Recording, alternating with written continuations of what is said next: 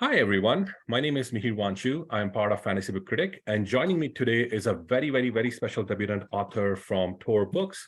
It is the very special R.R. Virdi. How are you doing, Ronnie? I'm doing great. Thanks for having me, man. Well, thank you for joining us on this exciting day today. For those, we are recording this on the day of the World Cup, so I know it's a busy time for everybody. But I first got introduced to this book, and I apologize, people can't quite see it because of my background, but it is the first binding by R.R. Virdi. It came out earlier this year, and most of you, if not all of you, have heard of it. It got a spectacular review from Patrick Reeds. Patrick Leo had really given it a spectacular review, and he loved it, and so have many others. I was a little late to this, but of course my blog mates Caitlin and Shazzy have read and loved it, and I did too.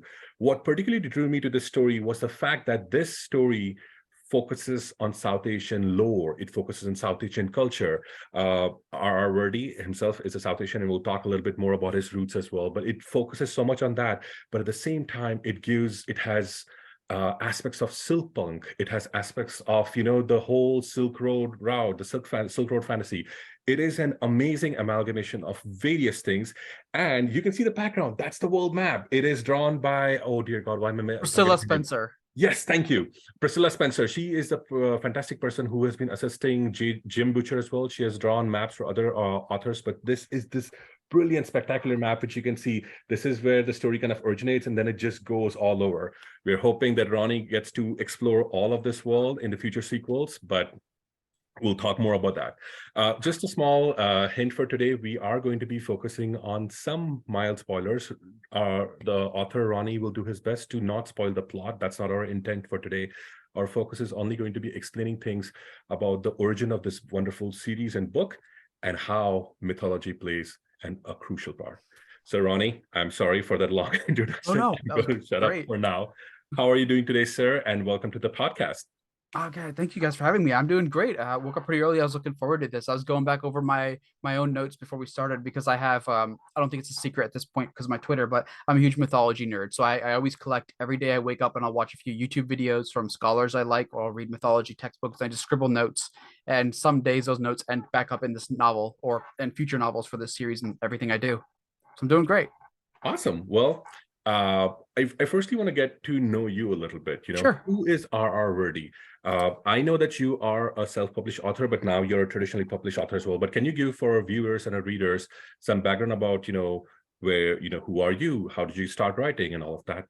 Sure. So I obviously South Asian background. My family's typically Punjabi. We're Sikh. I'm not practicing. I mean, it's up to varying degree how strict my parents really are because they see folks when they come to America, it's all about making money. Mhm. So workaholics. I was obviously born here in the States, but I was always fully connected to my background because my parents were fresh off the boat, to use the term.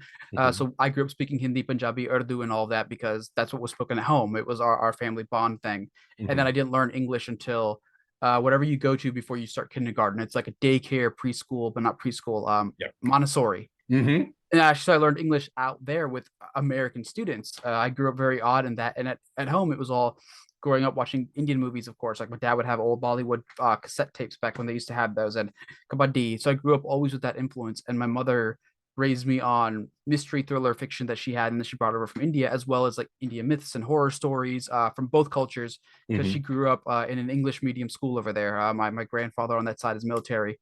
So she got the mix of both educations. And that's kind of been my upbringing my whole life. I've always had a foot in both doors because my maternal grandfather was here in the States. So was my nanny, my grandmother. And I would spend summers over there. And of course, whenever I'm with that family, I would speak Hindi the whole summer period, just nonstop, and talking to my grandfather about his life over there, the military, and then stories. And he was a very learned man. He spoke like eight, nine, ten languages at some point, I think, before he died. And he would spend summers teaching me those. And then you'd learn how to write Urdu, how to write Hindi, Sanskrit, and then the mythologies that go into it, because he just loved that stuff. And it's cultured me my whole life. But yeah, I grew up definitely my friend Yuda puts it in an interesting way. I grew up very too brown for America and too West for people back home. That is a very interesting way to put it. I'm very curious since you mentioned these, the 8 to 9 languages, and just for our viewers, everybody in India, no matter which part of the country they're going in, they're generally exposed to 3 to 4 languages. It's just a norm. It's like if you're living in Europe, like if you're living in some part of Europe, like Switzerland, you'd be exposed to the French, to the Italians, to the Swiss. It's kind of similar. And the beauty is all our languages have their own scripts. It's not just the dialects. They're not dialects. We're not even counting the dialects. Like, Ronnie Oh mentioned, God. the Punjabi is its own script. It's its own language. It's not a dialect. It is its own thing. Hindi is its own thing. Kashmiri is its own thing. So Himachali is its own thing. So there is a lot of stuff. So, and he's downplaying this. Like he mentioned his grandfather knowing 8 or 9 languages. That is genius level polymath stuff. The fact that he is downplaying himself is his humility. I won't let him do that. So there's that. But I just have this question, like, what other languages did your grandfather speak besides Hindi, Punjabi, Urdu?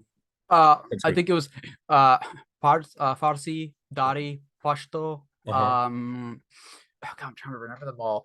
I know he spoke some European ones too. I just don't remember because I speak French, but that's because of education here.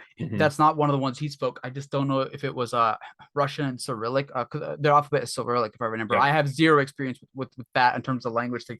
But because he was military, he traveled a lot, and unfortunately he's passed away. But then he did government work here under security clearance, where he was learning new languages, which I can't talk about what he used to do, but it was very high level. And again, on the polymath, especially the language side, is what he specialized in. That was literally his specialty, was languages, which obviously plays a huge role in this series. And I got my love of it from my grandfather, because it was how we bonded, because he would always be reading something. Like he'd be reading the Quran in Urdu at his home, and just for fun to study. It was fascinating growing up with that. It definitely sounds like I think I misspoke. It's polyglot, right? The person who's Oh yeah, you're right. It is polyglot. Yeah. The genius level the polyglot polymath. It's still a genius level. This actually is fascinating to know. Now, you have, before this book, you wrote this book, you already had 7 books out. Like 7 from 3 different series. You obviously were experimenting in other genres, but I want to focus on the first binding today.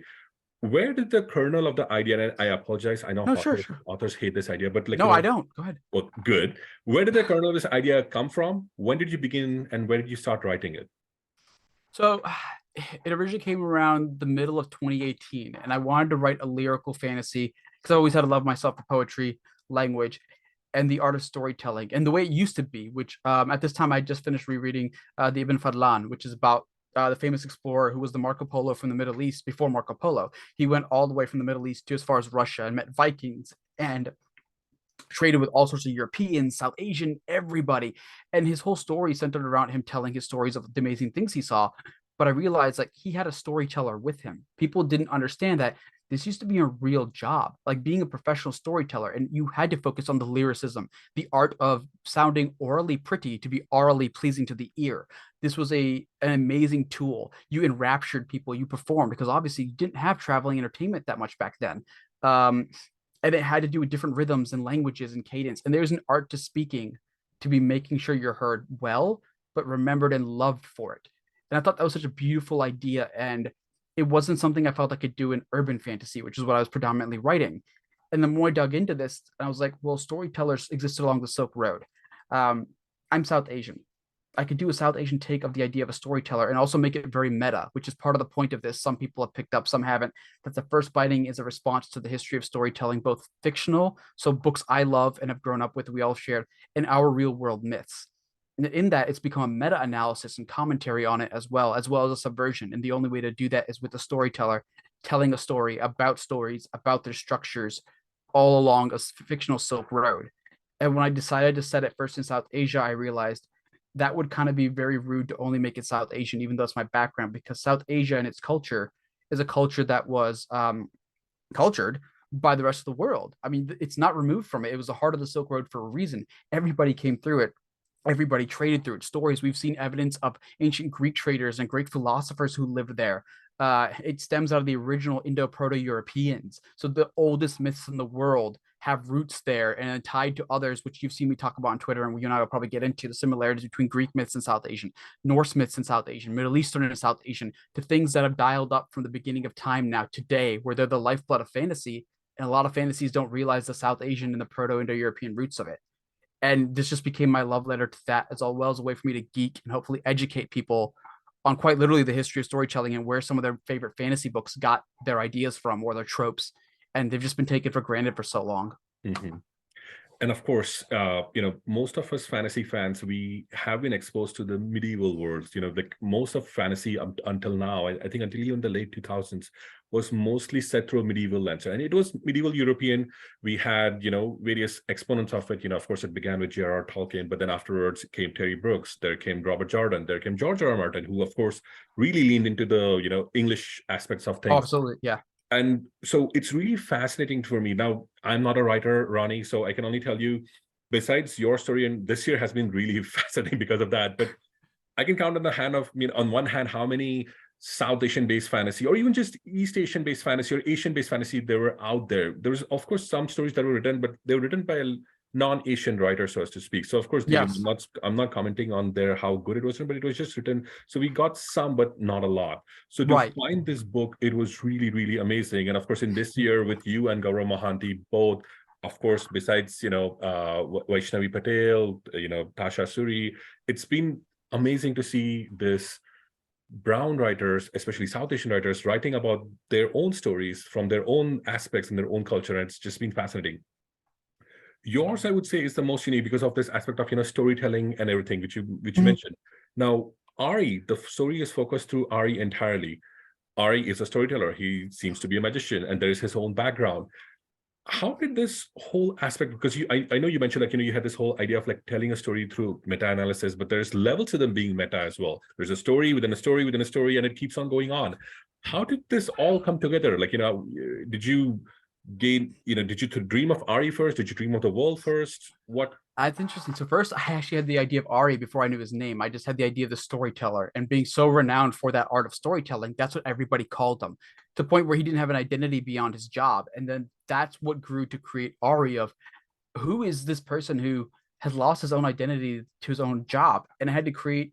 Well, if I'm going to be talking about the history of stories, and obviously, what you and I talked about, how so many of the most famous old structures have become so popular in their beats used all throughout history and myths to common novels where, and obviously Joseph Campbell reduced this into the hero's myth.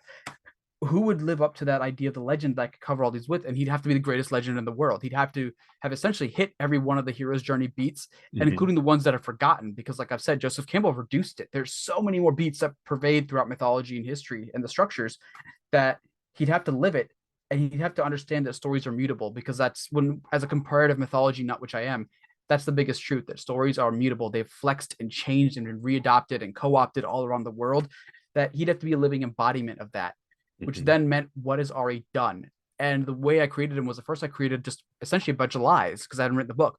I had to just give him the greatest list of like, he's done this and this and this and that and that, and none of these had happened. I didn't know how I was going to make them happen. And then the fun of the story became setting him through similar beats of certain parts of the hero's journey and subverting or mirroring really closely similarly, but also having minor diversions, which are like the mutability of stories and how similar they could be, but also different, to comment on that, but still create a fun journey for Ari to go through, but give him the life experiences to comment on those things. And then, depending on how, I'm trying to figure out the nicest way to say it, like into this stuff readers are, like how smart they are with mythology and how nerdy they are in a comparative myths, they'll start pulling away more secrets, because I don't want to spoil what I'm really doing here, per beat, per structure, per nesting story inside, what myths I'm drawing from. Some are going to be very obvious, some are not. Mhm. And the commentary I'm really going for, because this book is all filled with secrets and riddles. Some lines are foreshadowing things that will happen 8 books later. Some lines you'll only get after you read book 2 and go back and reread it. But that's how the history of storytelling really worked back then. Something that came out after I started writing this book, which was a love letter to different form of numinous storytelling, was the Green Knight with Dev Patel. It was very soft and ethereally done. You don't get a lot of normal answers. There's a lot of wondrous nature, like when he's up on the mountains and you just see the giants and you don't know what they're there for. And that's how a lot of old myths really were. They didn't hand you answers. You were supposed to keep peeling at them and think and reflect. And it's also written in that way. And I just tried to make that a little bit more accessible. But Ari had to be the core focus of this, because you have to see these myths through a core heroic figure, because the oldest myths were heroic myths. Yes. And then even the Mahabharata, which I use as the frame for this, quite literally, because that is a frame narrative in an epic poem, and it's extremely lyrical. Maybe not in the way to Westerners, but to us it is, because Sanskrit is a very musical language. It is all based around hymns and songs and epic poetry. And this is done that way. And there is one spoiler I can share that was a nod to the epic poem structure, where I believe it's chapter 10. in the first binding that's called Brahm, where it's written all in rhyming prose, and then it has a few lyrical lines in it, and then there's a little mini poem inside. But there are rhyming couplets and quatrains. And I don't know how a reader found this, but a reader made a review very early when the book came out that she realized if you delete all the prose and you leave the rhyming couplets and quatrains, there is a perfect new epic poem in perfect order. And my editors didn't even find that. They didn't know that's in the book until one reader who was super nerdy decided to do that. And that's what I mean. There's so many different secrets like that in this, because this is how a lot of old stories were told. You have to keep ripping them apart and peeling them and really see what someone's doing. And Ari was the best vehicle for me to do that, because by his dint of living it, sharing it, teaching it, exploring it, performing it, and lying about it, it creates this central narrative that you can then comment on all these other narratives from. And of course, obfuscate things. I can lie with Ari, I can hide things from readers and then have them pop up in other ways that if a reader takes the time to really peel it apart and go like, oh, Ari lied about this, and then connect these dots and go, oh my God, this is really what's happening or happened. Wow. Oh, wow. Okay. I'm a nerd for this. Yeah, I know. No, this is beautiful because okay, the Mahabharata is the joy giver of my existence. Like my nani, or my aji, as I call her, when I was growing up, they would tell me the tales of Mahabharata. So for me, Mahabharata was it was growing, and like you mentioned, the original tale, and of course I didn't know the original tale when I was growing up, because we just had like smaller versions of it. I kept on reading a different version, and then eventually I did manage to read the Sanskrit version. It is dense, but it is beautiful. So beautiful. But that's the crazy thing, right? How many versions are there of this, and how many versions of the myths inside? Because you and I got into not an argument, but almost like a mistake conversation, and we can get into this later. But the idea of Vishnu and a certain birth we talked about, whether it was virginal or not. And it's like, well, what does virginal mean? Are we talking just sex, or are we talking how the child is conceived, or like? And it was very different. And we're like, oh, we're both sort of right but wrong, but because there's so many different takes of the myth, small little details change, and which is what this story is about.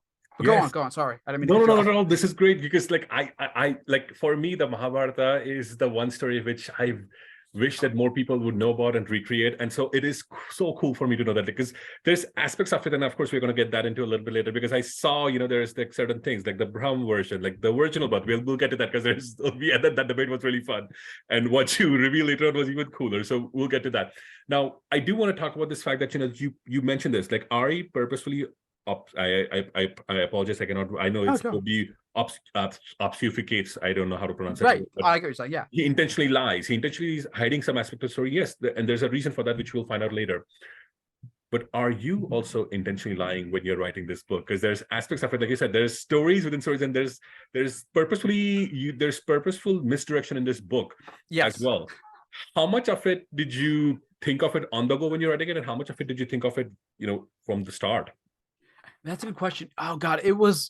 I had a few chunks in the beginning, to be honest. It wasn't 100% thought out, but the chunks I had were so definitive, and they were so decided, and they were key points that I knew because of those. When I write, no matter what, certain other chunks are going to have to follow that pattern. So it was very good in that I had a few immutable points where I would not give up on and change, because of that there are certain things that have to just exist or be shaped to allow those parts to exist, and that made it easier. Like, for example, I know the very last page of the book, the series. I have that page written. I don't know if I'll be allowed to write that far into the series, what's going to happen, but I have the actual ending of the book, the last page and a half. Those are typed because they came up to me, and I know what I need to do to hit them. I have very core beats through the story of certain arcs that need to happen, even though I'm a pantser.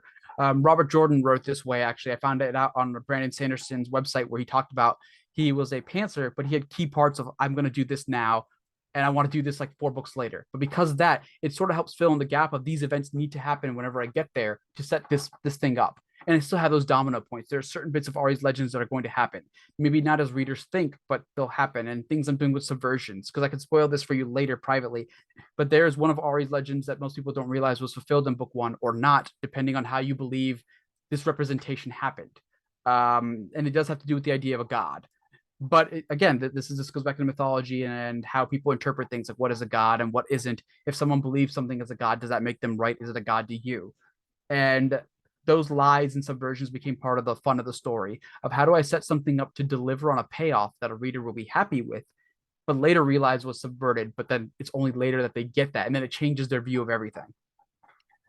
One of my future hopes of this is that I'm going to be, because I have 2 versions, and I apologize for viewers who cannot probably see this. There's the hardback version, And I was super thankful to Tor for giving me the ARC, Ooh, the first binding. paperback. This is going to be these two are going to be my prize position. So I'm not going to be reading. I do read it from the e-version of it because I'm keeping them so solidly, but I'm waiting for the Oh, paperback because the one thing I realized in your story, Ronnie, is that, because there's the original, well, there's firstly, for the readers who know this, Ari meets an unknown woman. That's how the present timeline is.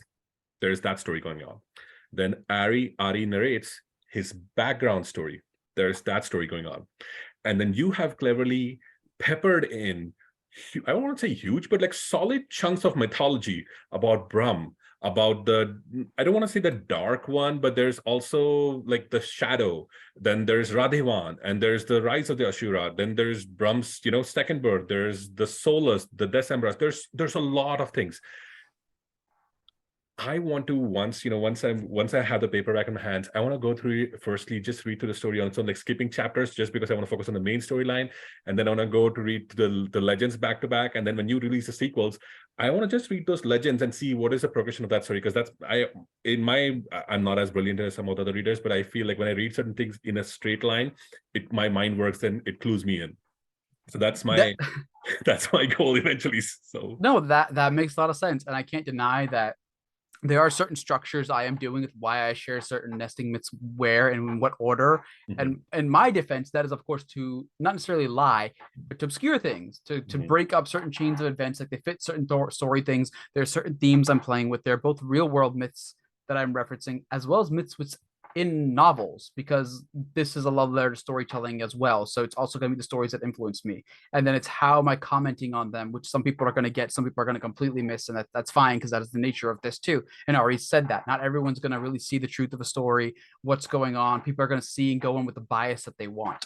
And I'm actually really happy that sort of is what seems to be happening with people. Like not everybody's getting it and some people are. And I'm like, well, that was a point. I knew that was going to happen. And I set this up to like, some people are going to get it. Some people are just going to read the surface story and that'll be good for them. They'll either like it or hate it on that. Some people are going to read past it and not like it. And some people are going to see what I'm doing and really love that. And Ari's a living example. And the whole point of this was to essentially comment on the nature of that with humans through the South Asian lens and the South Asian secondary world. Because like you were saying, we also don't get those stories. We're not represented in them. We're not shown in it. But it's also like where the largest history of storytelling comes from. Yes, it does. We have a 5,000-year plus cultural history. It still exists to this day, which is a miracle of sorts, so to speak, but it still exists. Talking about Ari, now, one thing I noticed that Ari's name in Sanskrit means don't do this. Yes. And Ari's name in Hebrew means lion. Yes, it now, does. Did it figure in? Ari's name is I guess you could argue, a world name. It is a Silk Road traveled name. Well, this is what I wrote the book for. I'm glad people are nerding out over it. I might not answer your questions, but go ahead. That's okay. Noble, lion, these are heroic, attributes. And of course, olden heroes, all of them had, either the term, the tiger, like the noble, like they were called the lion-hearted, the tiger, so on, so to speak. Is there a purpose behind this? I will say I am very deliberate with the names I chose in this series and the languages and the things I'm creating cognates of and colangs of. Since you have the map behind you, I can spoil one secret, which is going to kind of evade your question, but it will spoil things, and this is okay for readers. If you look at the four corners of the map, you'll see faded images. Well, the actual corners, like the blacked out corners. If you look very top, you'll see what looks like a candle on the top right and left. Oh, I'm going to try to pull it up on my side as well. I have the map on my desktop. Right.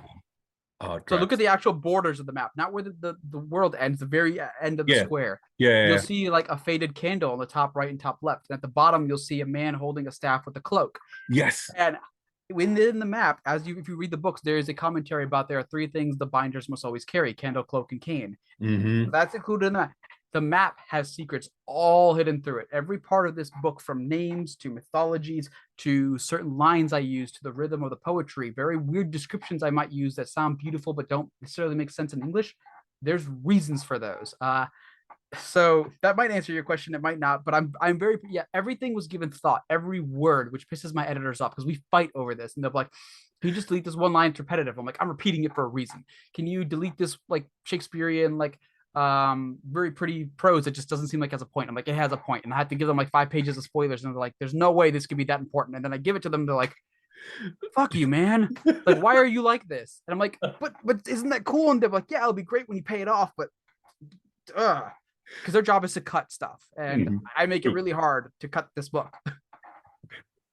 Honestly, what you're doing is you're following one of your idol spots, Robert Jordan spots, and I love that you're doing that because I cannot wait for when this series is at least close to being done, that people who will be investing in the series who will build a Wikipedia of it. And for newer fans, or at least for fans like me, so some who want to read more, like who might not be brilliant enough to understand the meta level analysis, but then somebody else's analysis they can read through and then be like, holy shit, this guy did that, and then read the book, go back and read the book again. I love that. So I'm Thank you. hoping That's what I somebody. wrote it for because I'm that kind of fan. So I read obviously Robert Jordan. Wheel of Time is hugely influential. And people don't realize this, and I'm going to comment on it because I'm still a fan. But the Wheel of Time is called Chakra. It's the Wheel of Time cycle from South Asian history. The incarnation cycles and Mhm. the different ages of time through the spoked wheel. It's a South Asian concept. Same with the Ouroboros. It exists older than that, and the serpent large enough to eat himself, and the cyclic nature of time. And Robert Jordan had a lot of South Asian concepts in there, and in fact, a lot of Western writers have. And part of Tales of Tremaine is me dialing it back. I don't know if everyone's going to get it. They might think these are tropes from Western writers. And part of this was to also, because it's my culture, share and go like, you guys need to understand that a lot of these tropes, structures, and beats and characters are really old, man. They are way older than you realize. Like we're talking beginning of like storytelling time old, but they've become popularized in Western culture and storytelling that they've been removed from their roots, and people don't know to associate it with our culture too. And I wanted to give that back to us and us have our heroes and our myths. Um, but I also wrote the depth and the style of it for that, for theory crafting nerds, because I'm one of those. Like I'm a huge Gene Wolfe lover, and a lot of people don't know him because he's not mainstream commercial, but he wrote a series called Book of the New Sun, and it's very much like this, but it's a space fantasy about a character named Severian, and he's lived this great legendary life, and he was a torturer in a guild of executioners and torturers, and you kind of live this crazy life behind him, and it was very meta level crazy stuff the way he would write. You would I don't want to spoil it for people who read it, but you have to keep rereading it, and there's commentary, and you go like, wait, does that mean this is happening on this planet, and that this is post colonization and whatever?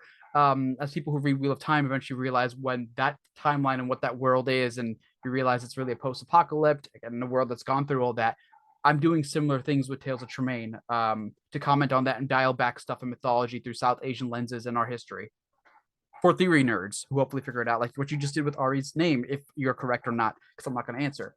No, that's perfectly fine. That's a beauty for me to read. And oh, for those readers who have not discovered Gene Wolfe, you are perhaps missing out one of the most influential SF writers of the 20th century. Oh yeah, I haven't read. I know the books which you refer to, the books of Newson. I have read his lateral books. The Roman myth books. Those are very freaky. I mean, I don't want to say freaky. Like they're not horror, nothing. It will boggle your mind of how tricky the scenes are, and the setup is, and then you don't really realize what's happening because the character is amnesiac as well. So there's like Gene Wolfe is incredible. oh yeah, People do need to discover him as well. I want to bring this up because with reference to sure. Robert Jordan, which you mentioned, like the cycle, the time, the times, like there's this whole concept of like the creator and the dark one fighting. He uses the word shaitan. Now, shaitan comes from He the does. original Urdu shaitan, and it's taken, but people don't realize that. And so I noticed that you had the word saitan in your retelling as well. Care to comment on, just for our viewers who might not, like, I know of it, the people who Yeah, are from South Asia obviously know of it, but for the readers who might think that, oh, you borrowed from Robert Jordan, which you absolutely not. Robert Jordan borrowed from us and our culture. Can you perhaps talk a little bit about that, please? absolutely. And that was actually one of the things I knew South Asian authors would pick up, or South Asian writers would pick on. And my spelling thing does have its own reason because obviously I'm not using real Hindi. What I wanted to do when I first created this was similar to the way Tolkien created Middle Earth, which was a representation of pre-Arthurian mythology. So it felt European, it felt British, but it's not set in their exact world. It's not their England. I'm like, we don't have that at South Asia. Like a lot of people, especially in the industry, want us to write another South Asian story or another Mahabharata retelling or Mahabharata. I always say the white version because in America, I'm talking to white people all the time and the English, but Mahabharata.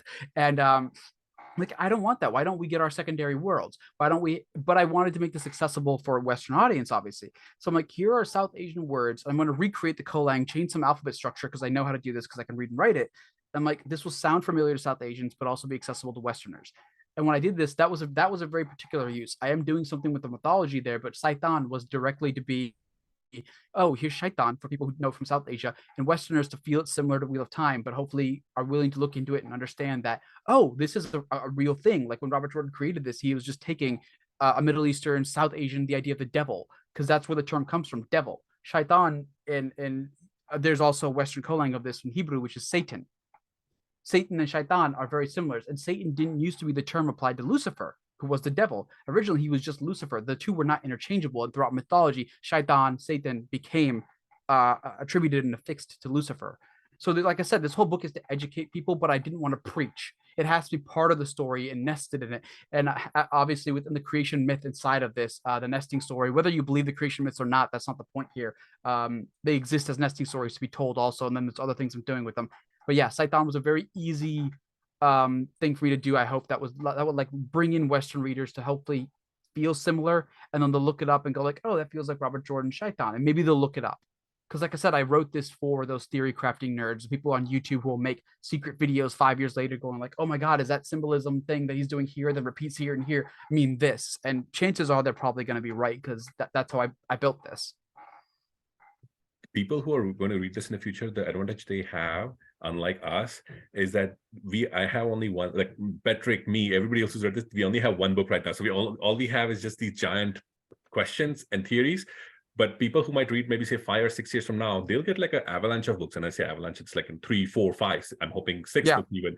They'll have those books, and when you read them, back to back, I don't know, man. That's like, and again, no pressure. I'm not saying that you have to produce books. No, nothing like that. I want to, for what it's worth. Like, this was the goal. Like, I've shared with you secretly how many books this is supposed to be. We'll see what I'm allowed to do, but I will promise to readers it might take me a while, but I'm going to write this whole series. Because like I said, I had the last pages done.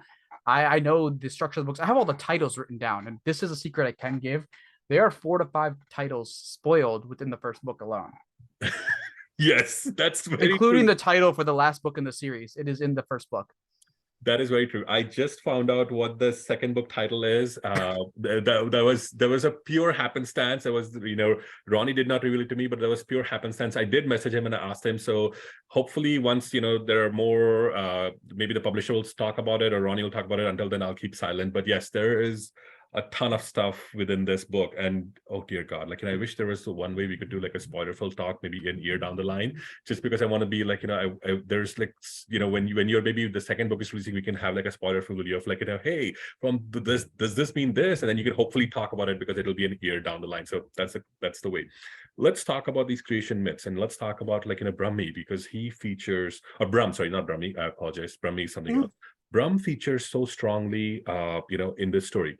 Again, for the non-Eastern readers, Brahma, if you don't know, is a god of creation, or one of the Holy Trinity in our mythology. Brahmi is the original script or language which preceded Sanskrit and Tamil, and which from whom Sanskrit and Tamil have said to have emerged. Knowing you, Ronnie, I feel like you have chosen this word, the name Brahm, on purpose. Can you talk a little bit about these creation myths? Because like you mentioned this, it's not just our East Asian or South Asian creation myths, they're creation myths all over the world. How did they percolate in you, and how did you come up with this character, fascinating as it or he is? And I'm a little bit... No, you're right to use those. Yeah. So Brahm obviously was a nod to Brahma, the creator from South Asia. He's clearly not the same, because the creation myth here is different of how it happens. But something I noticed that was interesting in our creation myths is, while Brahma is the creator, he's also interestingly one of the least worshipped gods. And there's myths that talk about this. He's essentially god of God, if you want to get into it. And then you can argue who's more powerful, because we've argued Shiva is, or Indra, and that's all happened. But he's the creator. That's undisputed. Yet, and there's stories within here of how he was cursed not to be worshipped. But weirdly, he's god of gods, he's not worshipped at all. And I was like, that would be an interesting subversion to take it the other way. What if in this pantheon he is the creation of all things? What if in this world he is the creator of all creators and other gods, and here he's the most prominent? And then, because I'm writing for a Western audience, and again, this is how myths evolve and stuff, I had to think from the writer's craft, how do I make this not only more accessible, but accessible in terms of mythological comparativeness, like it feels similar. And then I looked at the Western creation myth of Genesis, and I was like, okay, there's that. But then you start comparing other myths, there's a lot of similarities between how Genesis happened and all the other myths. So I reduced it down, similar to like if you had a hero's journey, but of creation myths only, just creation myths. And I tried to find the key points of homophily between all of them. And then I made Brum the origin source of that. Now, the thing in my story is this is not the only creation myth you're going to hear. You have to wait till other books. There's going to be other verse. So you have to be really careful if you believe this first one 100%, 90, 70, or even 20. And like I said, if you cut away parts of the myth, it changes the story because there's an epic poem hidden inside that might change your understanding. And I can't hide that because it's already been publicly shared. I don't know how other authors do this. I probably shouldn't comment on any of this and just shut up and let everyone theory craft and go crazy. But when I was creating him, I wanted to have it be a very character driven personal story because in this world, there's arguments and people sort of comment on this later of Brahm being reborn again later. Brahm becoming a person, like making himself man-made in the flesh and walking the earth. And that's a theme that's happened in almost all mythologies. You have it with the Christ mythology. You have it with the Greek mythos. You obviously South Asian, where many times they're either reborn quite literally as an avatar of themselves, or just the idea of making yourself mortal and casting yourself down has happened in various mythologies all along the Silk Road, not just South Asian culture. And then obviously just taking the form of man straight out. And I wanted to do something that covered all of those themes broadly, but also focused on a singular character and then give him a story around that. And it also gives Ari a story to aspire to, a hero within heroes, because that's what ancient stories used to do. You know, you would look up to someone like Achilles, or you would worship a certain god. We still have this in our culture today, where if you're a Palawan, which is a strong man, you would carry a picture, or you worship Hanuman, who is the deity of like wrestlers, strongmen, champions, fighters, a very powerful god. And this gives Ari his own heroic, like mythic figure to follow in, and someone he cares about because he's obviously a god and super powerful. But then this god's also made himself a man in this world, and footsteps of man are something you could at least follow. Which brings me to my next question, because you set it up really wonderfully. Uh-oh. Ram's second birth, or his rebirth, so to speak, it's the term he carries for himself is Radhiman. I hope I'm pronouncing it correctly.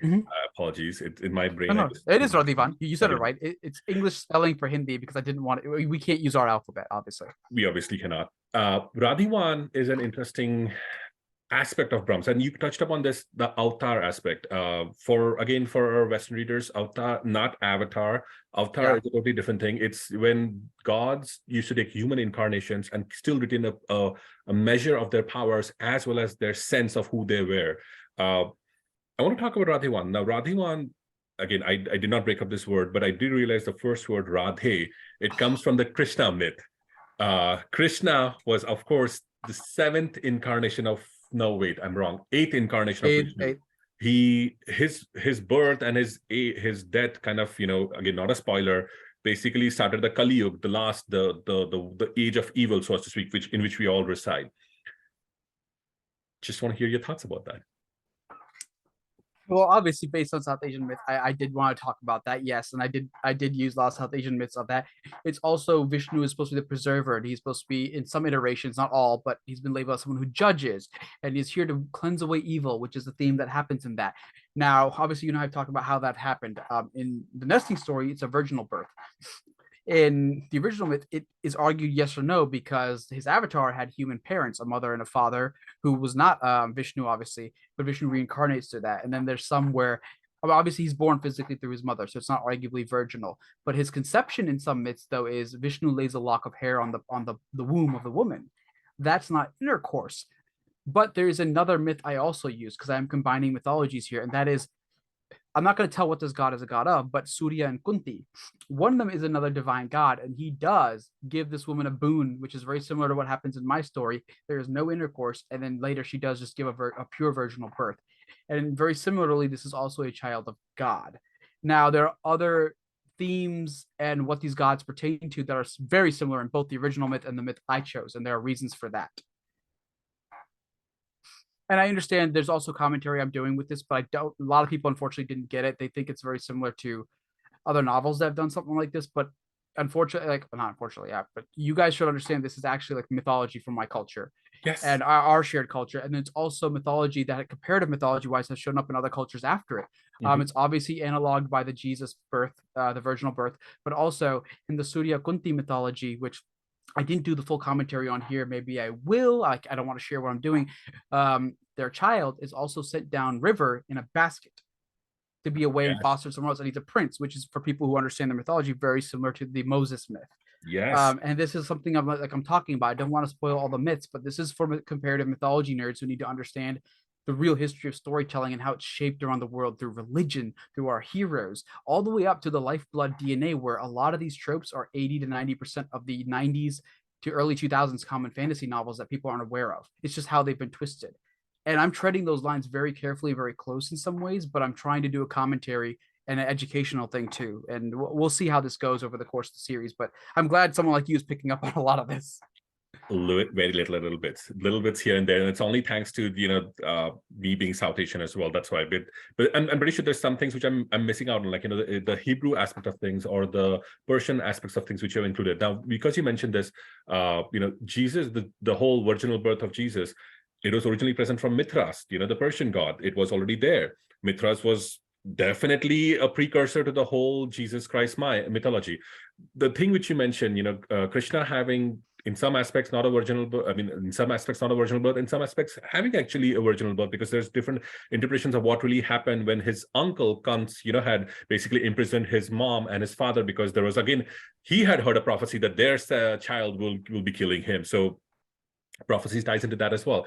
And it does tie into the series. I do want to. That's a spoiler, but not. But this is a series that will comment on prophecy because, like you just said, South Asian culture has prophecy, but it's also very prevalent in the Greek and Norse cultures too. And this goes back to my love of storytelling, but also the original proto myths, which you and I will get to later. But like how similar those are. Sorry, I lost my train of thought. What I was getting to was, there's these aspects, like you mentioned, with Moses, one of the things which is really crucial, and you brought this up as well right now, is that when he was let go down the river, he was in a basket of weave, the weave basket. The child, which was, Kunti floated down the river, was also in a weave basket. So these are two remote events, I don't know, centuries apart, but the weave basket seems similar. And how did it get through? Maybe we don't know, but that's something which I hope you'll explore as well. Next, I do want to talk about, because with all these mythologies which you're talking about, there's the Brahm mythology, which kind of centers a little bit more, seems a little bit more South Asian. But the second aspect of Brahm, him fighting versus Satan, that seems a little bit more Hebrew / Judeo-Christian, because the fight of, like you mentioned, Lightbringer, Lucifer was not really called Shaitan first. It's now that they associate him like that. But there's, they're like, the original story, Yahweh as the original incarnation in Hebrew goes, Yahweh was the original God. His angels, of whom Lucifer was the first, they of course had a disagreement, which is why Lucifer fell down at the morning star, and that basically caused the whole conflict. You have this whole theory, or not theory, but you have this whole chapter, or like a mythology chapter about Brahm and his first sons. His children, first among whom is Satan, and then that's where, they have some friction. There's that aspect as well. I do want to talk about, I do want to ask you about like the whole, the shadow aspect of things, because you have in the mythological chapters which you present, there's Abram, and there's his fight with the shadow. There's Antonius, I'm sorry, I apologize. Yeah. No. Last night versus December's. Can you talk a little bit more about that, the shadow aspect of things? Where did that come from? The cultural fight between shadows, and because you don't really explain that, and I believe that's on purpose. And that is on purpose. Yes, I don't. It's going to be a theme throughout the book, but it's also a mythological theme. And whether you want to take it philosophically, the idea of like our shadow selves and our light selves, higher lights through spirituality, both modern, which is like in the New Age movement, as well as classical old philosophy talks about the shadows which reside in all men. And then there's also just very famous mythological stories about light versus dark. I'm not going to talk about why I'm doing all of it, but there are intentional reasons why I've chosen that. And first of all, there's a very common, just good storytelling aspect to it, because this is also a craft about storytelling too, where light versus dark is a very age-old theme that everybody can get behind. And Ari's reason for telling the story within there structurally was that he's telling just a very popular story about light versus dark to entertain these people. So for him, there's a reason why he wants to tell that one.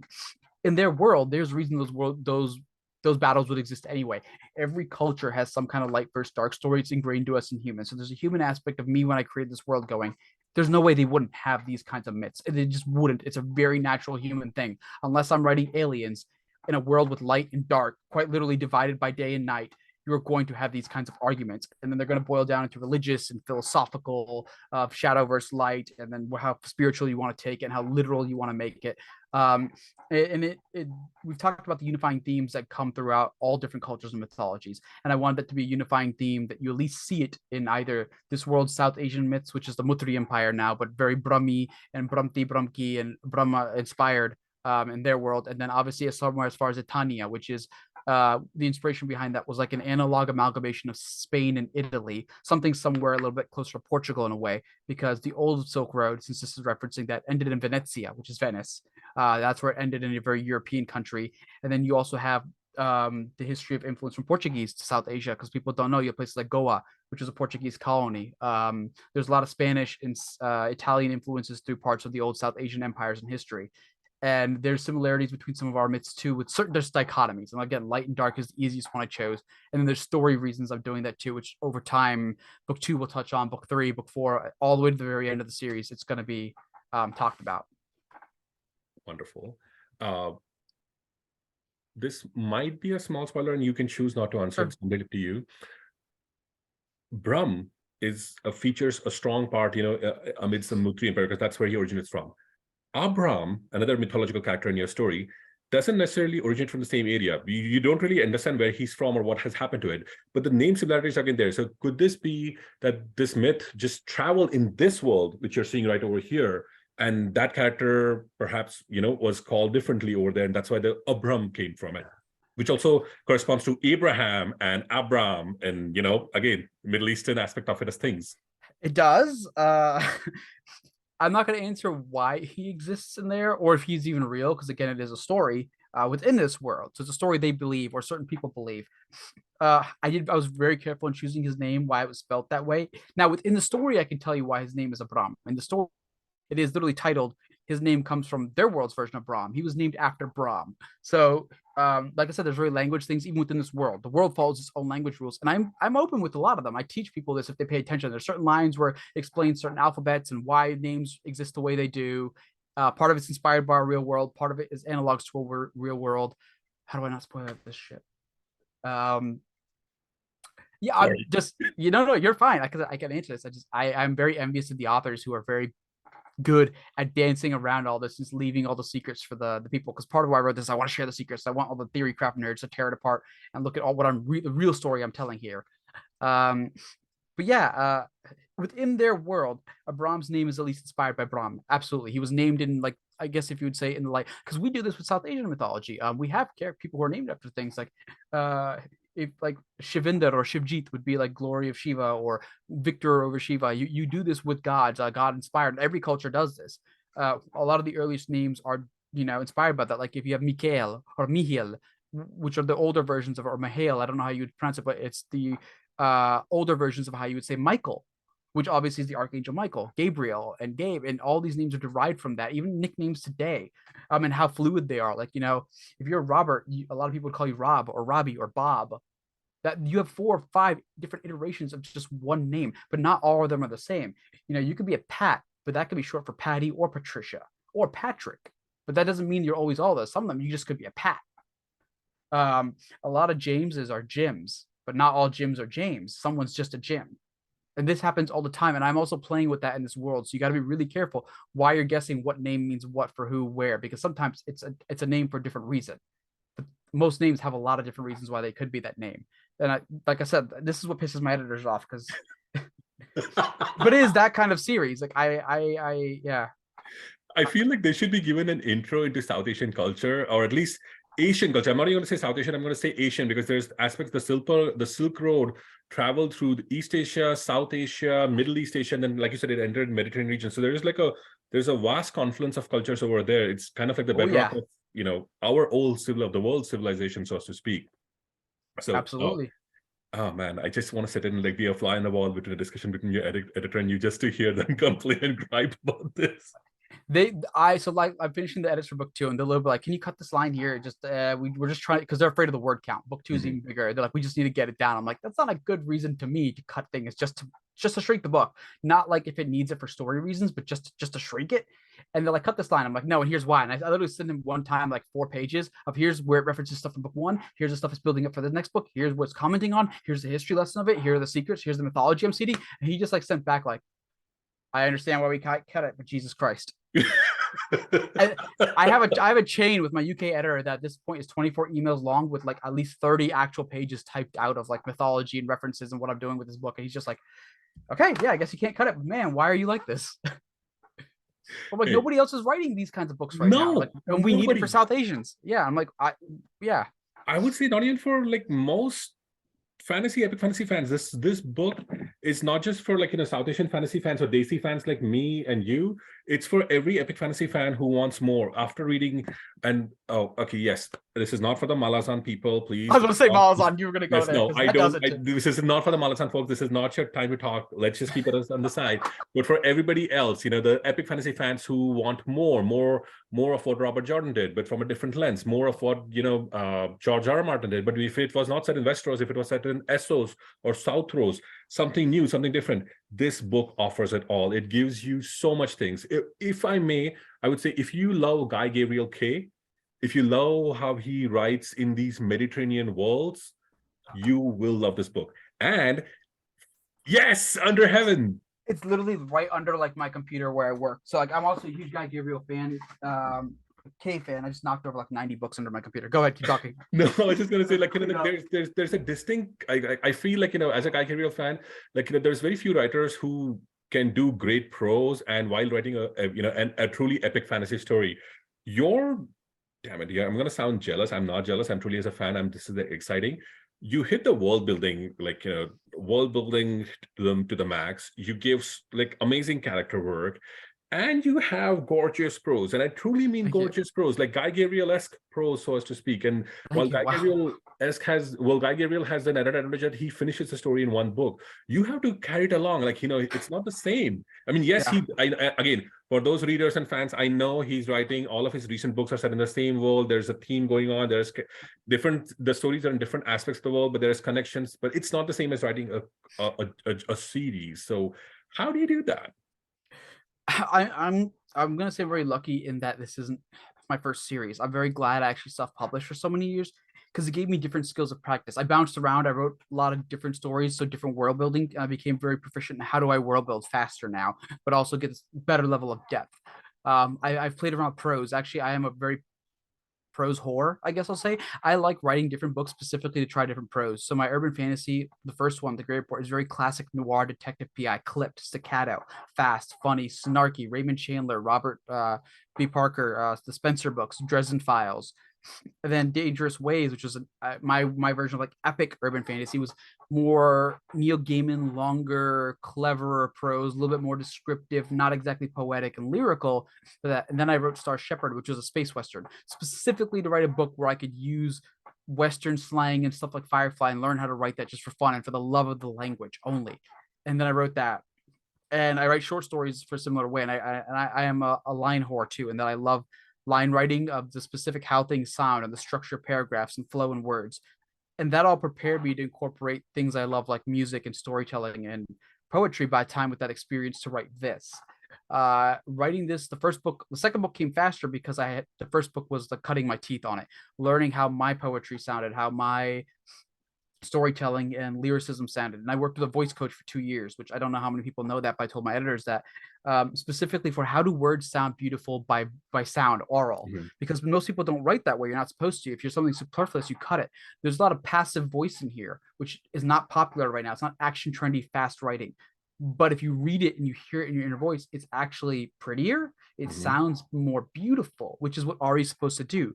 Part of the way I wrote this book is the pleasure of just how words sound, which sounds silly, but it's the most true thing to Ari as a performer. If I was writing anybody else, this would be a completely purple prose book. It doesn't make sense. But by the dint of what his job is, who he is as a character, and what he's trying to do in the story he's telling, there's no other authentic way to tell it but this way. And everything prepared me for that now. And the first book made it easier to write the second because now I know just what my voice in this world sounds like. This is going to, I'm just sidestepping this for a little bit because you mentioned like, the melody of it all. I know you have got Vikas Adam for as a narrator for your book. How did that come about? Because I've heard him in different books. Like I've been a fan of his because he's narrated the Heartstriker books from Rachel Aaron, and I love those. But I just wanted to get a sense for or like for the audiobook listeners who might want to check out this book, like why they should and how beautiful or amazing Vikas Adam is.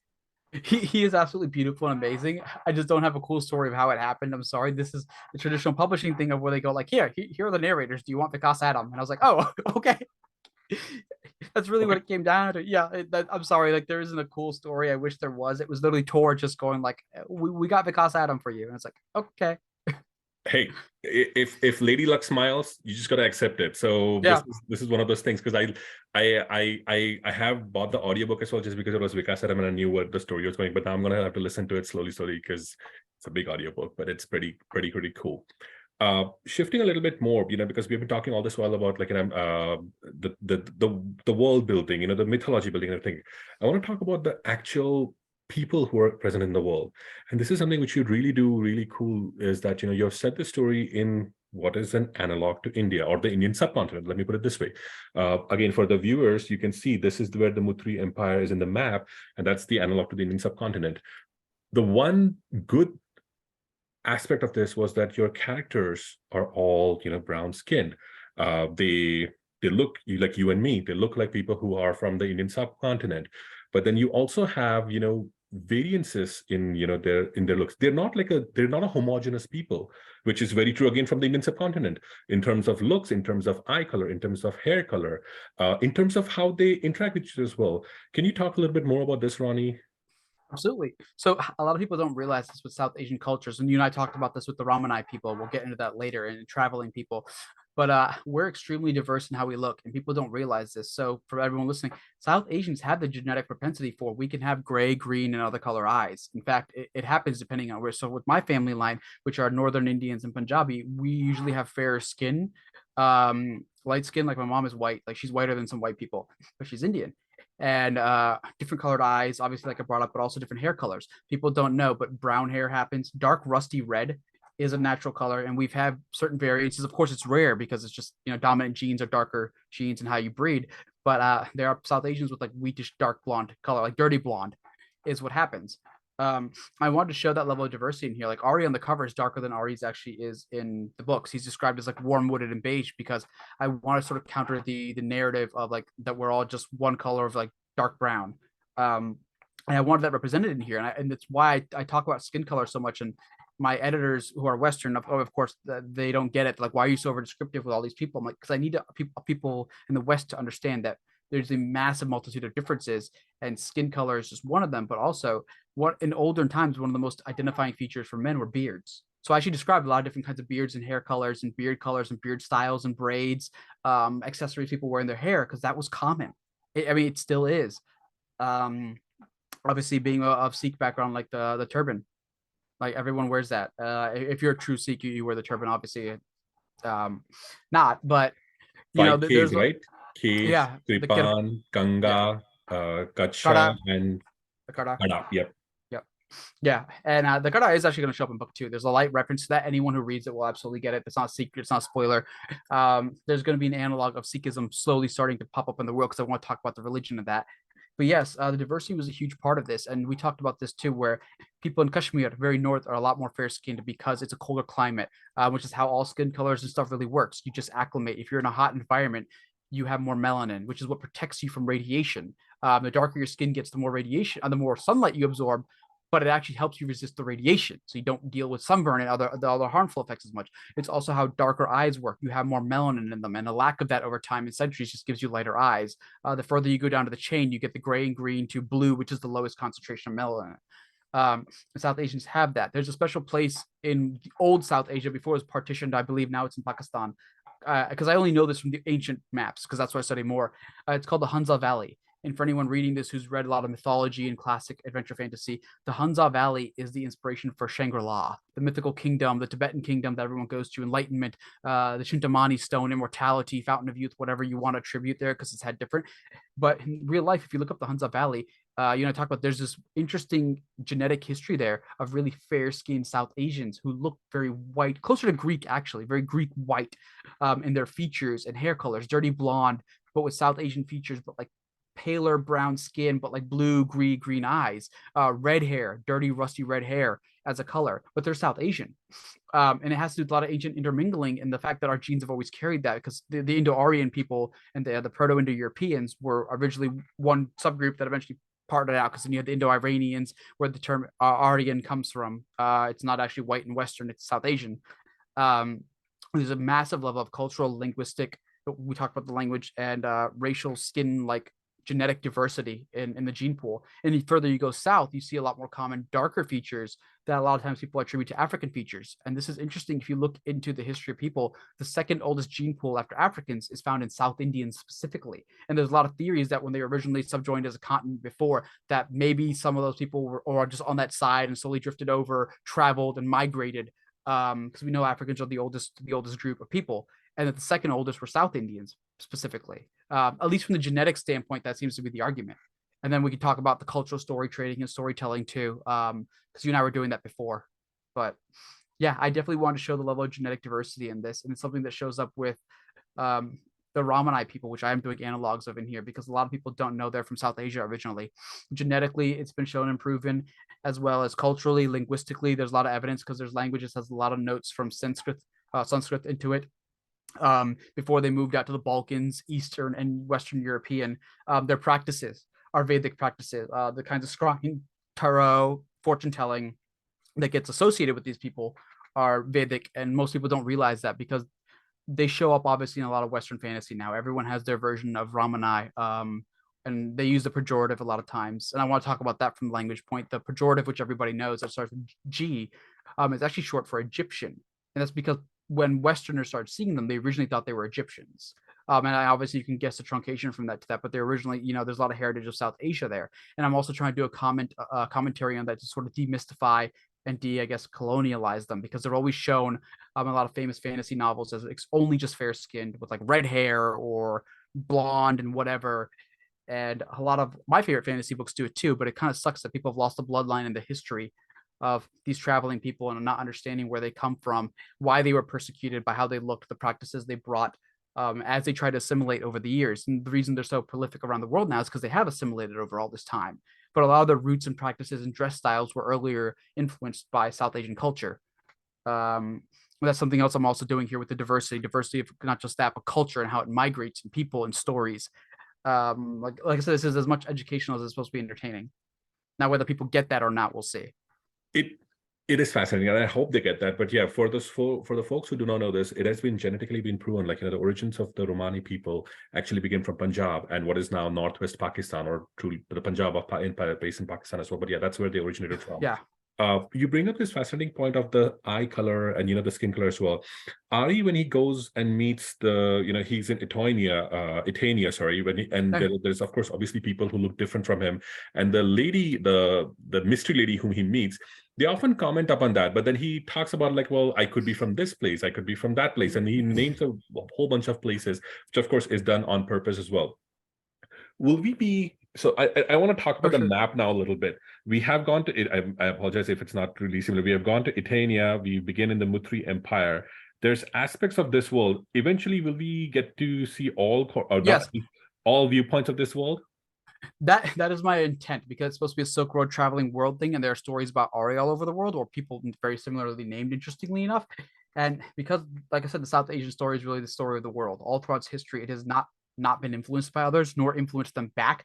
Trade, we can talk about this later, but the amount of homophily between the Iliad and Odyssey and the Mahabharata, there are so many key exact beats and characters and point and structure. It's almost like they were trading with each other and telling stories to each other at the exact same time, which is why their stories mirror each other.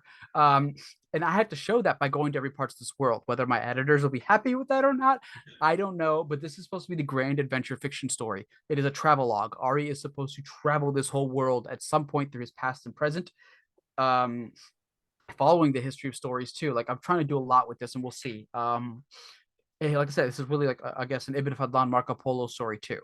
I want to do this because I don't see the grand adventure fiction novel happening either anymore, and this is something I like. And the frame narrative, the structure of all this, this was the only way I knew how to honestly do it. There wasn't a different way for me to make this story happen. But yes, every point exists because Ari is supposed to see all those places in the world. They're not superfluous, and they're also going to mirror real cultures that traded with South Asia or along the Silk Road, or massive history like with Silk Road trade and influences at the time. Obviously, we know China was influential in that, the Mongol Empire. People don't realize, but again, Ibn Fadlan went as far as the Vikings and the Russians. Like people would send emissaries and trade people, like journeying a year or more by foot, because that's the only way to get rare goods, and that's what made them rare. And it was a lucrative profession. Like if you don't have like crazy good skills with something else, you can be a trader if you learn languages, if you learn commerce, if you are willing to bring back rare, expensive materials and risk your life for it. You can make a living, a really good one, in fact, in time. That would be a way to set up their business fortune as well. I want to talk about a little bit. I just want to ask you a quick question about this, and perhaps maybe it's not quite visible. Oh, actually, it's on this side. Sorry. There's a wall in this land called Fahun. What is that? I'm just very curious about that. So that is something that will be described both in the present day and in the past. Obviously, that's a sectioned off part of, I guess you could say, between the landmass of the top, Lashina and Fahun. And there's a reason it exists. I don't want to show what that is. That wall is there absolutely for a reason. There's also been a history. This is both mythological as well as historical, but the idea of walls from your enemies is very famous. There's walls in Gilgamesh that are broken down. We have the ideas of towers being broken, towers falling, people falling from towers. Game of Thrones has had the wall in the north, which is also an obvious nod to me to Hadrian's Wall, which again, real life wall. Like I said, since this is a love letter to storytelling, history, and mythology, there's a reason why I'm choosing to emphasize the idea of a wall and what it's going to be used for later, or what it's used for in the past story. See clearly a partition between that one landmass separating it into two.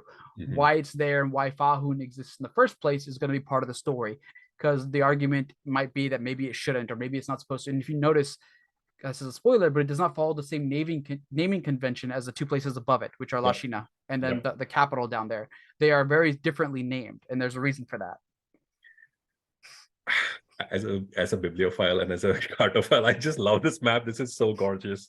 Like I want to thank you for posting this on Twitter. That's where I got this from. And for viewers, I will be posting a link to this map. It is also on the Fantasy Book Critic page. If you want to see it in all of its glory, we'll be posting a link to it so you can check it out. All the references which Ronnie is doing. Also, keep on looking at all the names, because there's the reason if you read the book, you're gonna recognize some names, and there's some mysteries which of course I don't want to touch upon because I have my own theories. I want to wait until book 2 because I want to get to that. There's so many secrets in the map. I mean, Priscilla Spencer did a fascinating job with this, so kudos to her. I do want to shift a little bit more because I know we've talked about the culture, we've talked about the mythology, we talked about the people, and thank you for sharing that as well.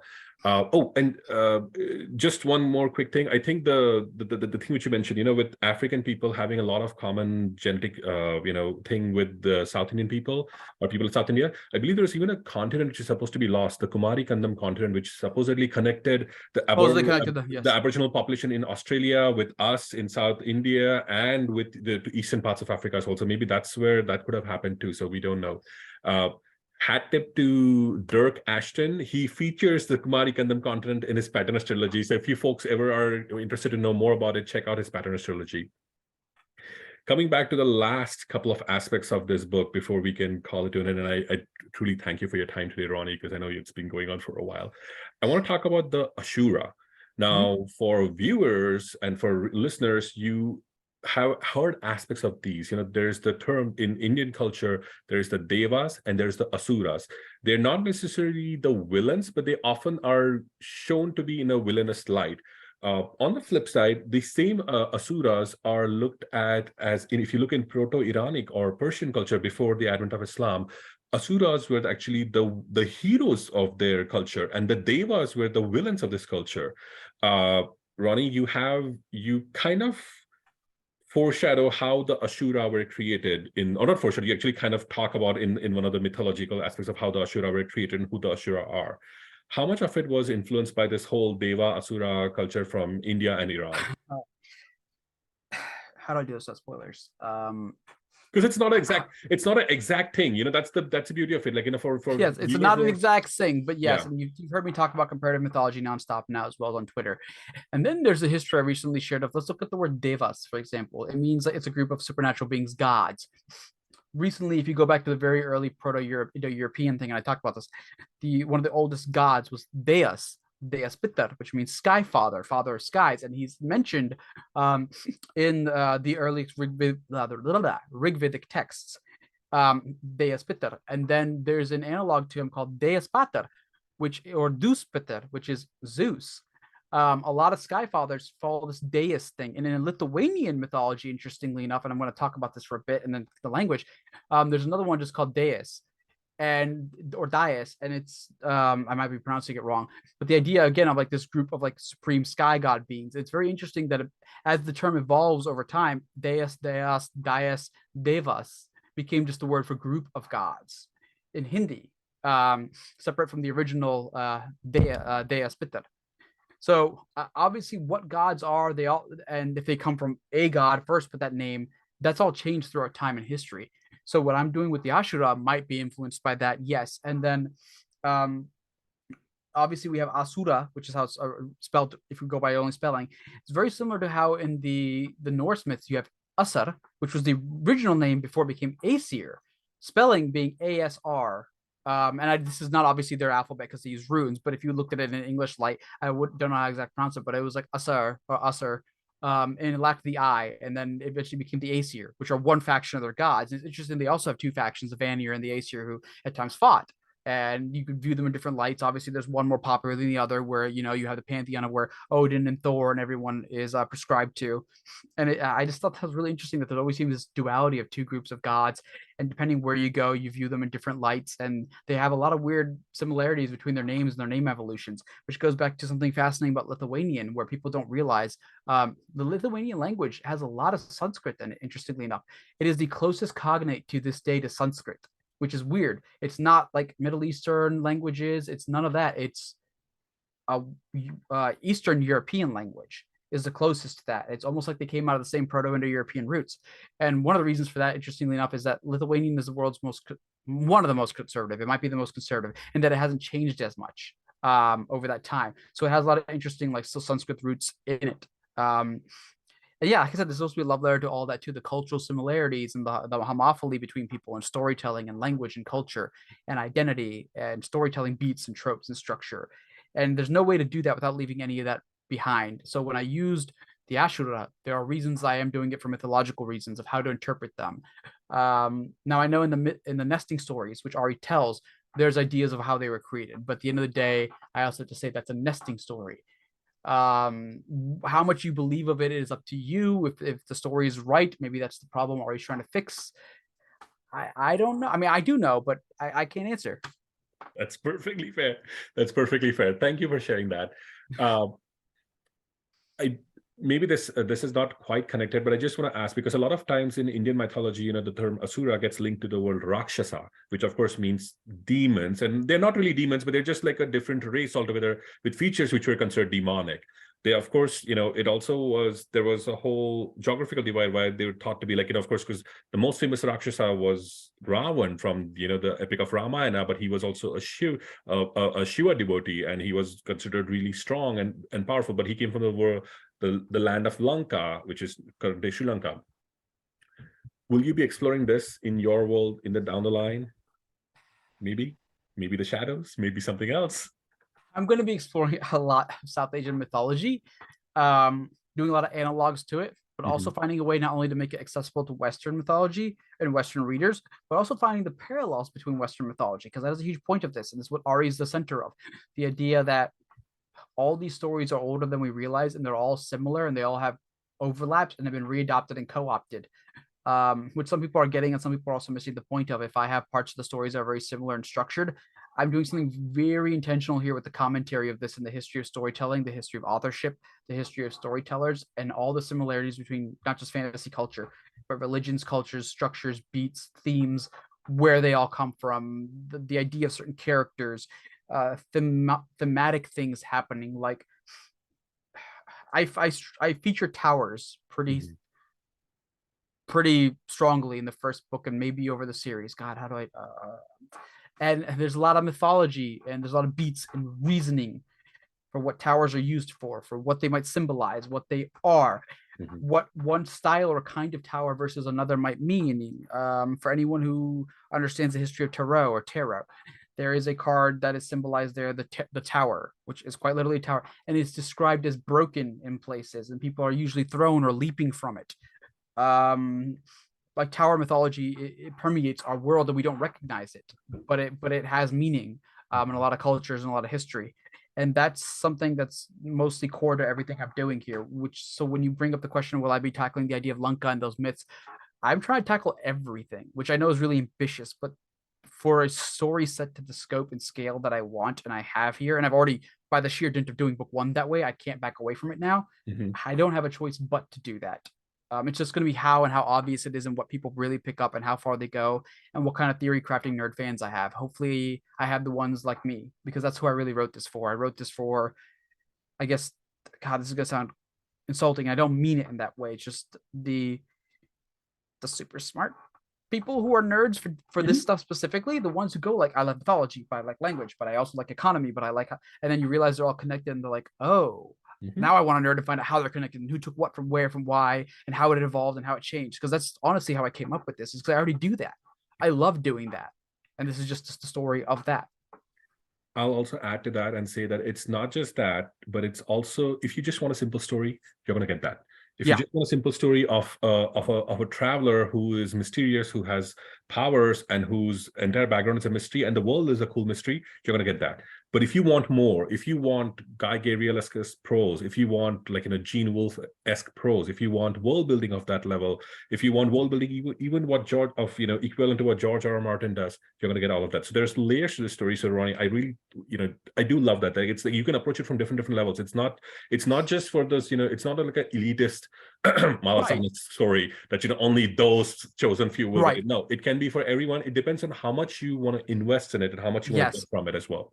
And that's what the goal was. I wanted to write this for all the investors who go that deep, but I knew as a piece of commercial fiction, like that's just, if I did that, that would just be so stupid and self-serving to like write it only for me. I wanted to write it for people like me, but also like everybody should be able to enjoy it. So that's why it's structured that way too. There is a really simple core narrative. Like the actual plot of the overall series, if you want to reduce it down, is a very classic, which is also, I guess, a nod to the classics, but it's a classic fantasy plot. Like it's not super unique in that regard, and I didn't want that to be. I wanted it to be accessible. I still want everyone to pick it up and be able to go like, oh, this is a classic epic fantasy that I know and I love and I will probably enjoy. And then it's how deep do you want to go into like minutia and details, and the more you do, the more this becomes a different story each time, and the deeper you go, it will completely change the actual story and what you really think you're reading. And part of that's also inspired by, because I'm a Dark Souls fan from Software, and they tell story in that way. The more you uncover, the more you peel back, the more you realize, oh, maybe the good guys aren't the good guys and the bad guys are the bad guys, or maybe it's more complicated than that, or and just deeper and deeper and deeper and deeper and deeper and deeper, the more you want to pull away at it. That's what storytelling people love. Like you can pull at any thread and you get more and more aspects of it. I also want to talk a little bit about the hero's journey, because you mentioned this in the start, like Joseph Campbell, everybody knows about it.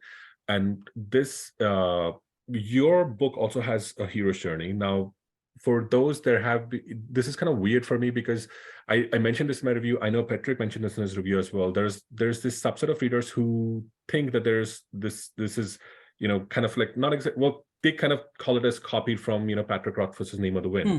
I just want to highlight the fact that Patrick Rothfuss's Name of the Wind was also a classical fantasy story using storytelling tropes.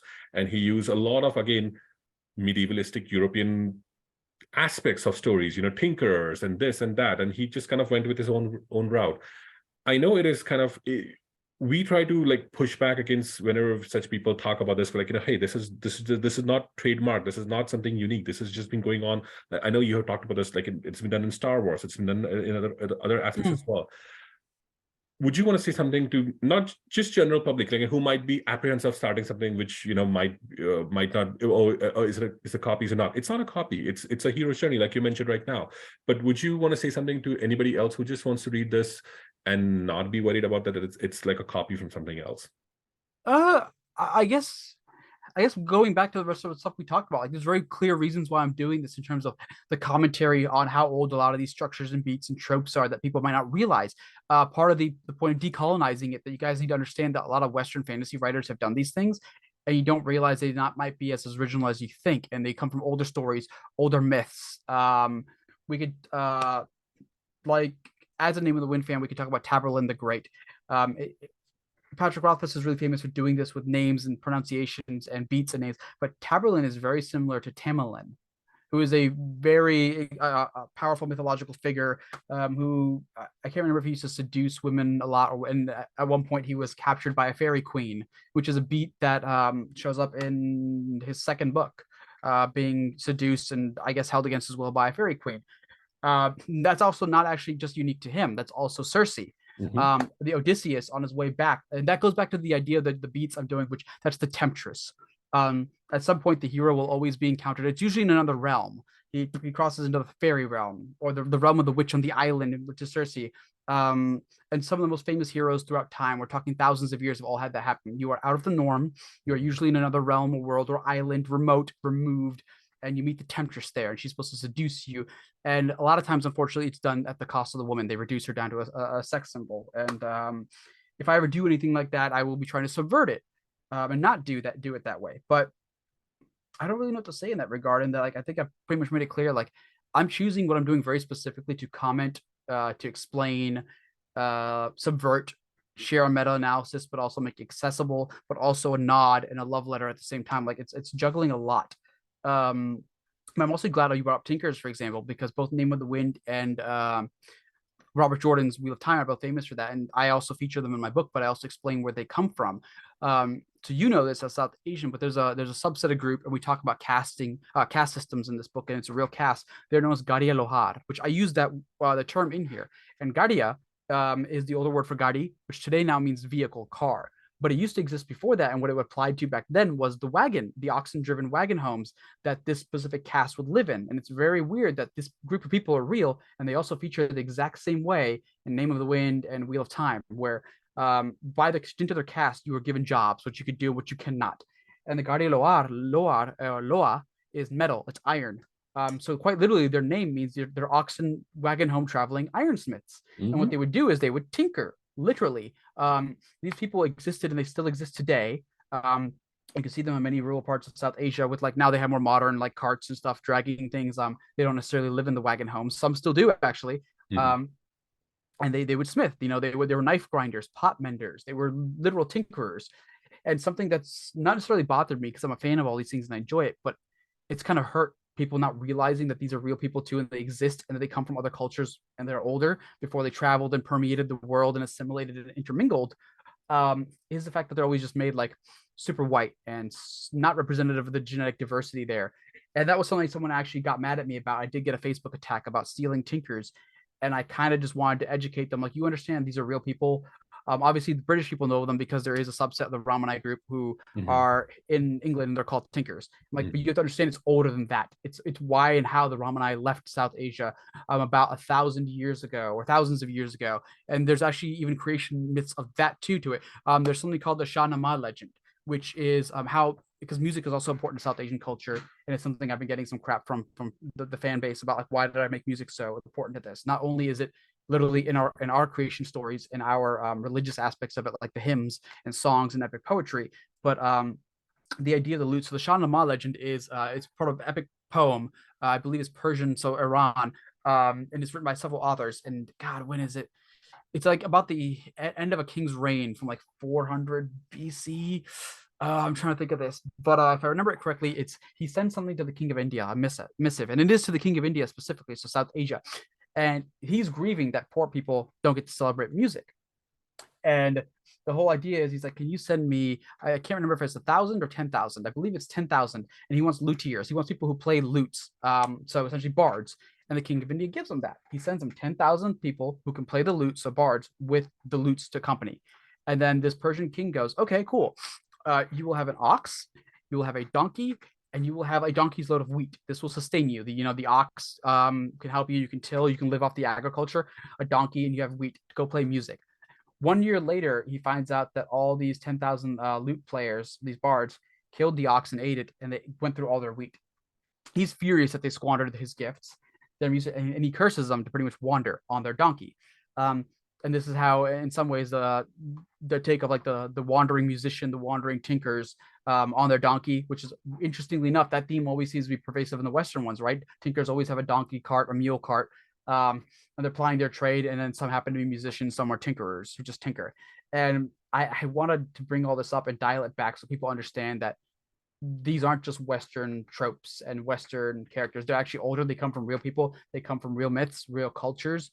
It's been used a lot in Western fantasy, which is great. I'm glad to see it represented. You need to understand that other people have a right to it, and it's actually their culture. It has cultural history. They get to depict it.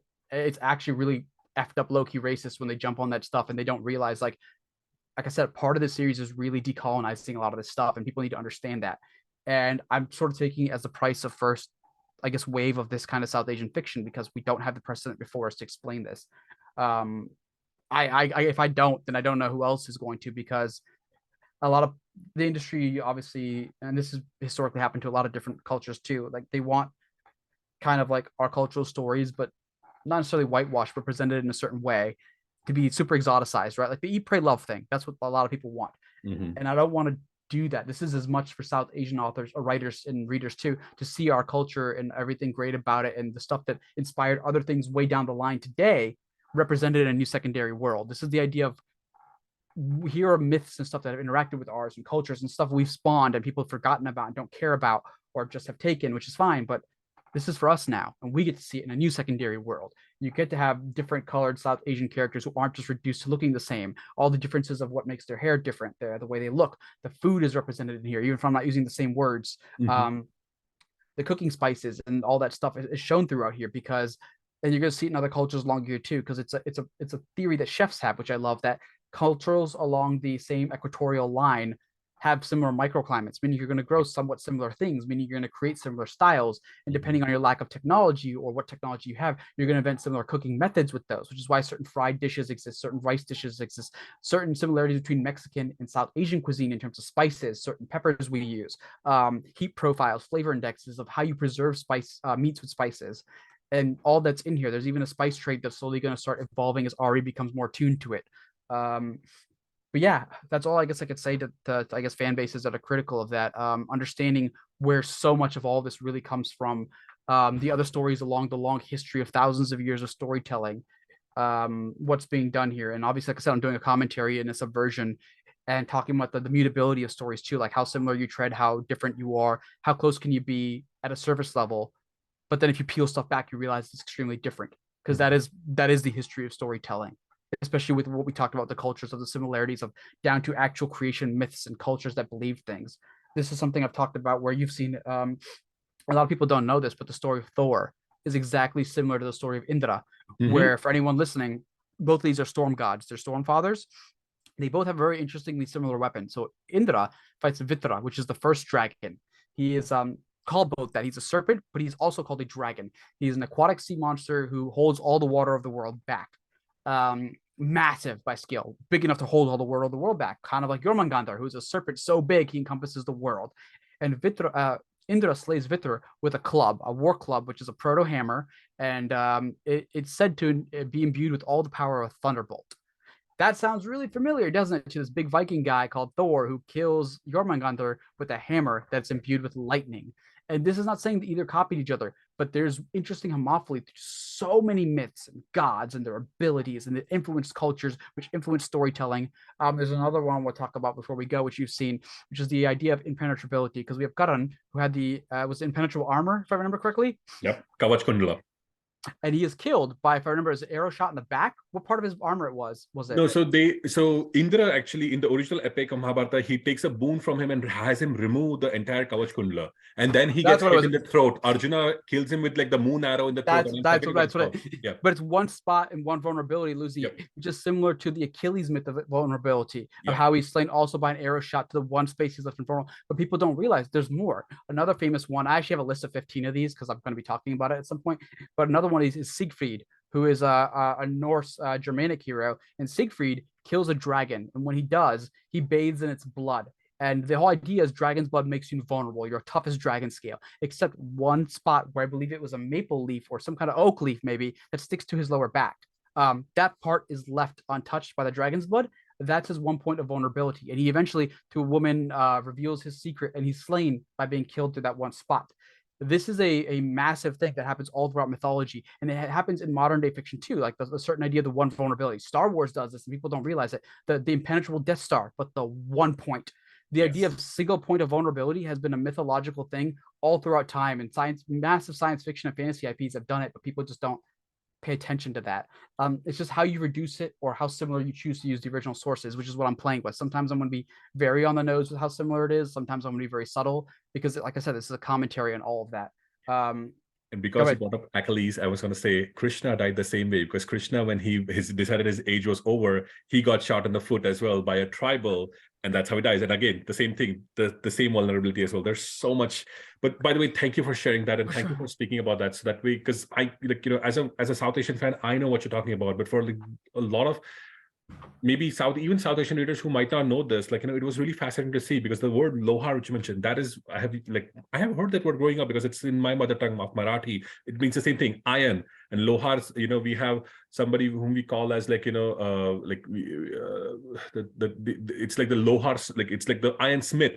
There's a word for that in in Marathi as well, in Hindi as well, and so that it travels. But thank you for saying that, and thank you for sharing that, because it's annoying, and it's annoying for us, but I don't know how you do it. You do it with a saintly manner of like not dealing with these trolls, because that's what they are, and they're really, really. I can't, because like I said, I'm a fan of the IP, and there are love letter nods to it in there. I've never hidden that, but I don't think a lot of people understood what I'm doing with certain tropes and structures. Again, like I said, educationally showing their history, but also nodding and also subverting and commenting on the mutability of stories and similarities. Because this is a meta analysis of that. That's why Ari's not a bard; he's a storyteller. He does not play an instrument, which is established in the first book. There's certain things I'm trying to establish and teach with this series, and like you said, maybe people will get it. Not like this goes back to what you said. How did I grow up? Well, part of it is I grew up, in America, and then 9/11 happened. I grew up post that, obviously, too. I've dealt with the worst of people judging me and having to do stuff. I've dealt with death threats, which I've gotten actually over from parts of unfortunately, the Name of the Wind fan base. I've been getting burner accounts to my Facebook. Like I said, it's burner accounts, but because of my experience, I know the difference between someone with an anime weeb profile saying something like that to me is not going to do anything versus people who after 9/11 would show up to my face. And part of how I grew up differently is I grew up with a very rough childhood. I'm okay with confrontation, especially physically. A lot of these people doing this hateful stuff are never going to try anything with me. They're just talking mouths on the internet. I'm just not going to engage, right? There's no point with it. All I can do is hope that people who are educated, who understand the idea of storytelling, the history, maybe even see this interview, we'll see all this stuff, because my editors knew all that. They actually understood when we talked about this, what I was doing. We went through the lifeblood of the idea of the series. Now obviously I couldn't get into the granular with exact myths and all the millions of details and spoilers because they didn't have time, but they understood what I am doing with the overall body of the work, what my point is, and they were all for it. They absolutely supported my vision, so I'm very glad with that, to have publishers who understand what I'm trying to do here. So a big kudos to Golans and to Tor Books for that, for at least making sure that they are publishing this in all of its glory, and it is a glorious book. And again, I apologize for not being able to show. I'm going to try to shut off my background at the end of it so I can show, but I'll be showing pictures of this. It's a glorious edition. I know they are, you can get them anywhere, so please do get them. There's also, for those in the UK, I know Broken Binding has done a special gorgeous edition of the first binding. First binding, Broken Binding. If they want to buy it, I know they're like, for the US readers, you can of course buy it from anywhere, from Amazon, from Barnes and Nobles, from the Book Depository. You can even get the Golans edition if you want. The covers are pretty much similar, but it is gorgeous. Ronnie, I genuinely want to thank you for your time today. You have taken so much of the time on a busy Sunday for talking to me.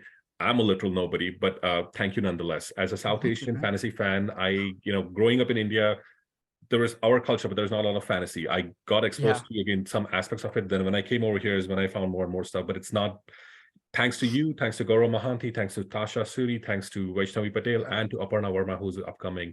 Yes, she is. I hope that we get more and more substance stories, and not just, like you said, we don't want just stories from our culture. We want newer aspects of it. We want newer interpretations of it. We can, maybe the Star Wars interpretation of Mahabharata, if somebody wants to write it. Yeah. It'll be cool. It'll be cool for you to see, what you do with it. Before I let you go, I just, for viewers and listeners, are there any potential dates for the Tales of Tremaine Book 2? Is it going to be 2023, 2024? Any ideas? The date that, because people already commented on it, the date was leaked earlier this week. It seems to be October 3rd. I'm actually happy with that date. I want it to be that date, and all I can say is on my end, the book will be done and ready on my end for that date. I don't know, because publishing is going through a lot of shifts. there was concerns about the size of the book because the current draft is, after editing, 435,000 words. So Oh, wow. it is another 70,000 words larger than book one. However, there's precedence for that. This is smaller than some of the Stormlight books. It is Mhm. smaller than some of the Game of Thrones books, but it's about that size. But part of me is also like, why don't we get those books that size? Like, not like I said, nothing in this book is superfluous, even if readers might think so or miss it. The certain structure I've used, the certain downtimes, the certain points I'm trying to make of cultural stuff, the certain idea of everyone's story matters, which is a core ethos of here. There are moments where there's downtime of already just listening to someone else's story, which is why I start the first book with the subversion of, he comes in as this cocky minority, really auditioning for a job in a Mhm. foreign country. He has to be 100% on as a storyteller. Immediately after that change and he gets the job, pretty much he deflates and he asks the tavern owner for his story. He makes it about somebody else, and he is willing to become a passenger in his own novel and series to someone else just talking about their life. And that's a personal core thing to me that I genuinely believe in, that everyone has a story. It's something I love learning about people, and how I connect. And there are moments that are structured all throughout the novel about that, about just kindness and reciprocity of listening to somebody else. And that is important, even if it may not seem action driven or anything. And because of that, this is going to be a larger novel than book one. But so far, it looks like we are on paper for fall 2023. The title has technically been leaked. I'm not going to discuss it, but it's leaked. We'll wait till we have a cover and a blurb and everything for that. Okay. Well, thank you for sharing that. It is the series title is the Tales of the Tremaine. Uh, are you comfortable in talking?